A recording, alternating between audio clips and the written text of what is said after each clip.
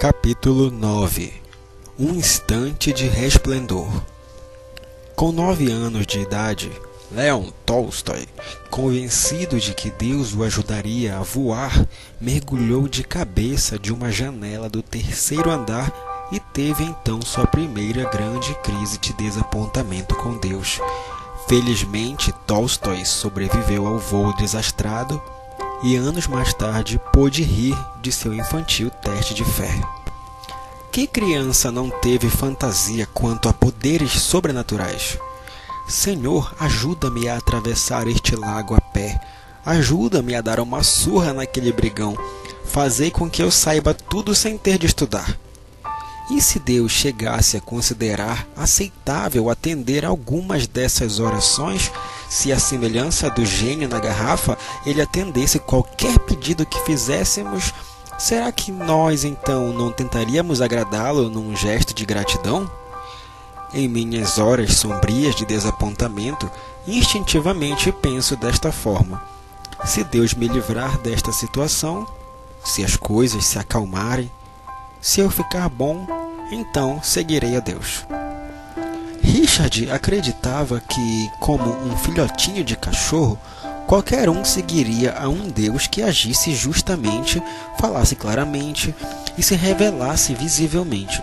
As peregrinações que os israelitas fizeram no deserto comprovam que Richard estava errado. Mas alguns poderão questionar. A fé dos israelitas oscilou numa terra inóspita, num lugar relembrado por Moisés como um grande e terrível deserto de serpentes abrasadoras, de escorpiões, de secura, em que não havia água. Quem não perderia o ânimo naquelas circunstâncias? Será que houve tempos mais felizes quando Deus pareceu mais próximo e atendeu aos desejos de seu povo? O tom do Antigo Testamento se eleva quando surge o nome de Davi. Então o Senhor despertou como de um sono, como um valente que grita excitado pelo vinho. Diz o Salmo 78 acerca daqueles dias: Deus havia finalmente encontrado um homem segundo o seu próprio coração, o tipo de pessoa ao redor da qual podia construir uma nação.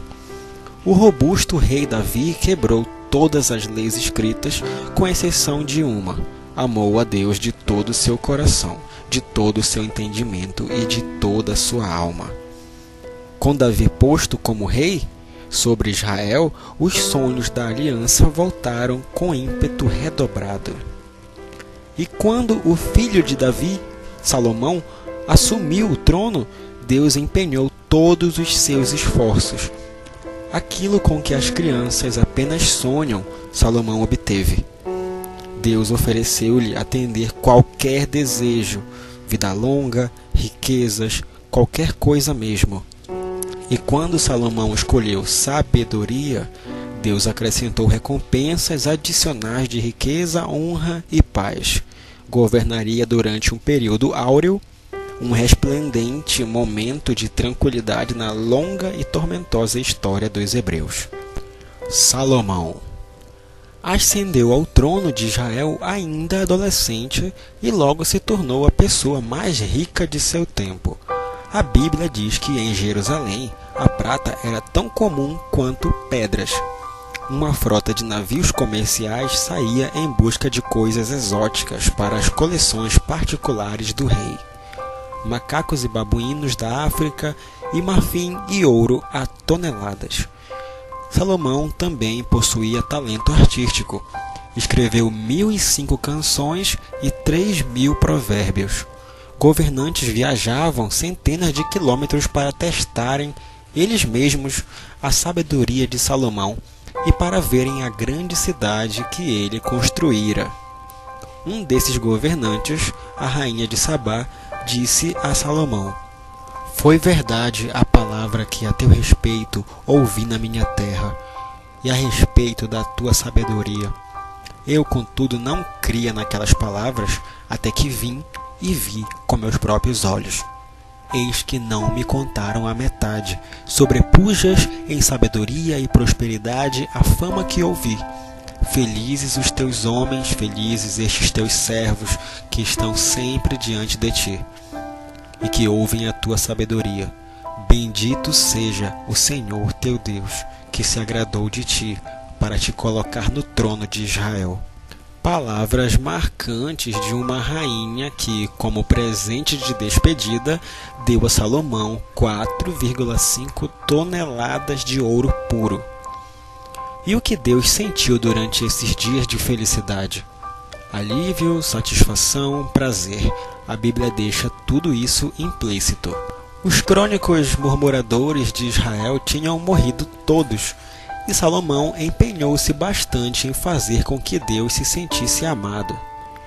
Empregou generosamente a riqueza de seu reino num local para Deus habitar, um templo magnífico construído por 200.000 homens, que se colocava como uma das maravilhas do mundo. A distância reluzia como uma montanha coberta de neve. A história do Antigo Testamento atingiu um ponto culminante no dia em que Salomão dedicou aquele templo a Deus. Pense na cena de um filme em que se vê o mais ofuscante encontro com um ser extraterrestre.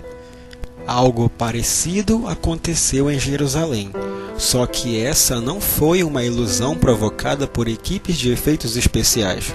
Milhares de pessoas assistiam a uma imensa cerimônia pública, quando a glória do Senhor desceu para encher o templo. Até os sacerdotes foram forçados a recuar diante da força tremenda. Deus estava fazendo do Templo de Salomão o centro de sua atividade na terra, e a multidão decidiu espontaneamente ficar por mais 2 semanas para celebrar. Ajoelhando-se numa plataforma de bronze, Salomão orou em voz alta: Na verdade, edifiquei uma casa para a tua morada, lugar para a tua eterna habitação. Então ele se viu tomado de estupefação. Mas, de fato, habitaria Deus na terra? Eis que os céus e até o céu dos céus não te podem conter, quanto menos esta casa que eu edifiquei. Mais tarde, Deus respondeu: Ouvi a tua oração e a tua súplica que fizeste perante mim. Santifiquei a casa. Os meus olhos e o meu coração estarão ali todos os dias. Deus o cumprira.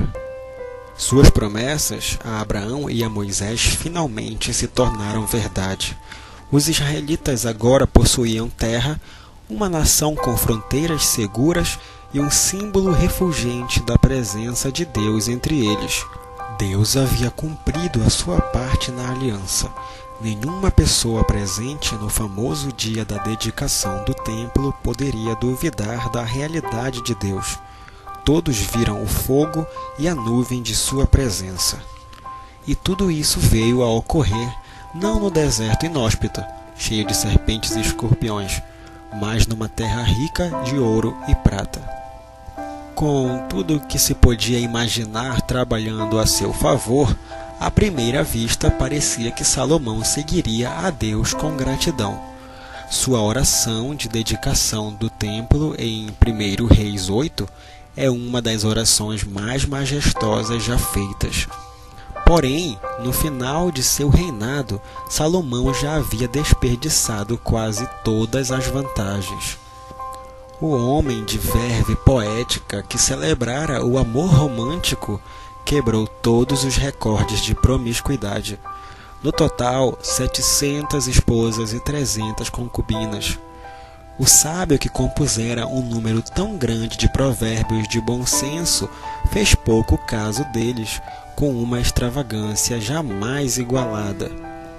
E para agradar suas esposas nascidas no estrangeiro, o devoto que construíra o templo de Deus deu um passo final e terrível e introduziu a adoração de ídolos na cidade santa de Deus. Em apenas uma geração, Salomão transformou Israel, um reino inexperiente que dependia de Deus para sua própria sobrevivência, numa potência política autossuficiente. Mas nessa jornada perdeu de vista o objetivo original para o qual Deus o havia chamado. Ironicamente, por volta da época da morte de Salomão, Israel assemelhava-se ao Egito, de onde Deus os tinha resgatado. Um estado imperial mantido em pé por uma burocracia agigantada e pelo trabalho escravo, com uma religião oficial que estava sob o comando do governante. O sucesso do reino deste mundo havia provocado um desinteresse no reino de Deus. Esvaiu-se a rápida e resplendente visão de uma nação de aliança, e Deus retirou sua aprovação. Após a morte de Salomão, Israel cindiu-se em 2 reinos e gradualmente se encaminhou para a ruína. Uma famosa frase criada por Oscar Wilde talvez apresente o melhor epitáfio para Salomão. Neste mundo existe somente 2 tragédias. Uma é não conseguir o que se deseja e a outra é conseguir. Salomão conseguiu tudo o que desejou, especialmente no que diz respeito a símbolos de poder e posição social. Gradualmente foi dependendo menos de Deus e mais das coisas que o cercavam. O maior harém do mundo, uma casa 2 vezes maior que o templo, um exército bem abastecido de carruagens, uma economia forte. O progresso pode ter eliminado quaisquer crises de desapontamento com Deus, mas também parece que eliminou totalmente o desejo que Salomão tinha de Deus.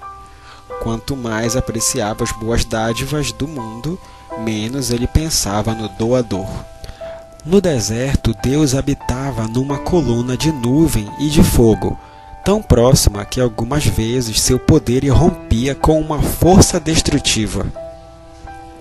Nos dias de Salomão, Deus pareceu restringir esse poder, dando ao rei autoridade para representá-lo diante do povo.